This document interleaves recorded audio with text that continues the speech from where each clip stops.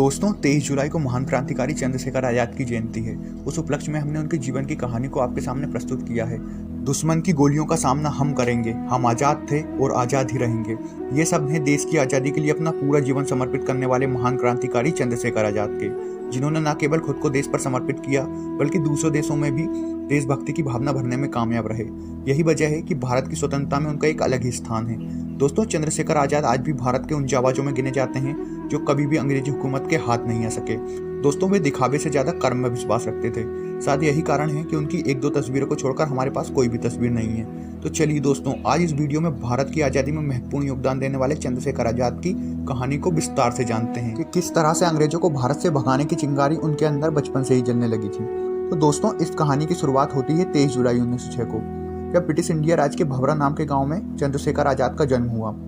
इनके जन्म के समय उनका असल नाम चंद्रशेखर तिवारी था। दोस्तों, इनके पिता का नाम सीताराम तिवारी व माँ का नाम जगरानी देवी था।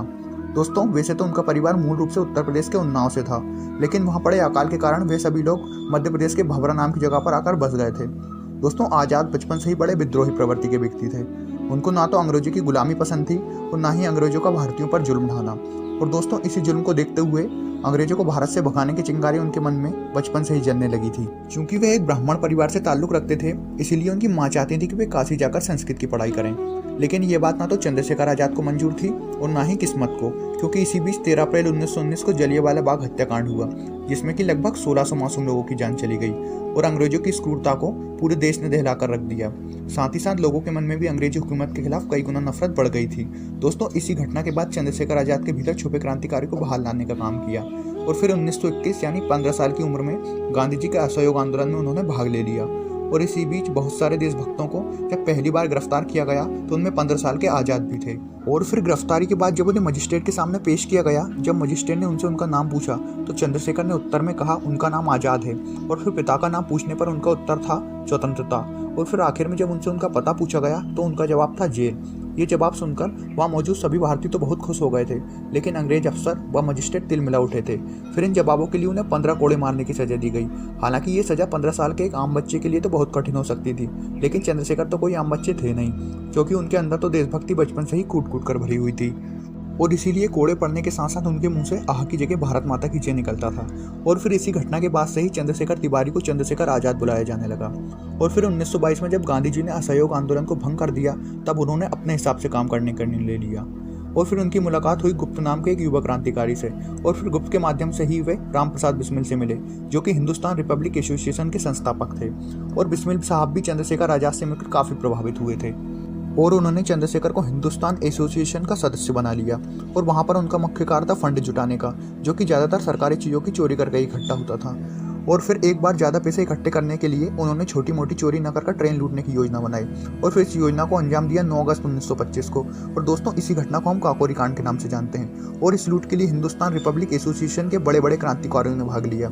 हालांकि यहाँ पर बहुत सारे क्रांतिकारियों को तो पुलिस ने पकड़ लिया, लेकिन आजाद वहां से बच निकलने में कामयाब रहे और इस तरह से उन्हें पुलिस छू भी नहीं सकी। और फिर समय बीतने के साथ साथ आजाद का कद भी बढ़ता गया और दोस्तों, वे अंग्रेजी हुकूमत को परेशानी का सबक बन चुके थे। हालांकि काकोरी कांड के बाद हिंदुस्तान रिपब्लिक एसोसिएशन पूरी तरह से बिखर चुका था, परंतु आजाद ने भगत सिंह के साथ मिलकर इस दल को फिर से खड़ा कर दिया था।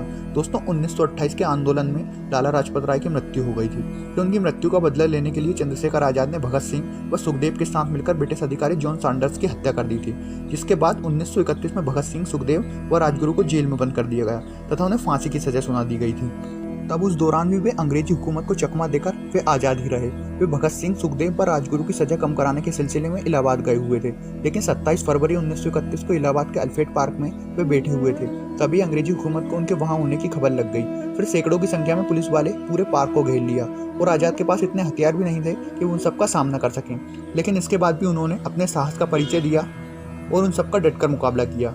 दोस्तों, जब बंदूक में आखिरी गोली बची थी तब वे रुक गए और फिर उन्होंने खुद को गोली मार ली, ताकि वे अंत में भी अंग्रेजों के हाथ ना आ सके। और इस तरह चंद्रशेखर शहादत से पहले भी आजाद थे और शहादत के बाद भी आजाद रहे। और इतनी कम उम्र में शहीद होने पर उन्होंने लोगों के मन में एक चिंगारी सी जला दी थी दोस्तों, जो बाद में आग में तब्दील हो गई और 1947 में अपना देश आजाद हो गया।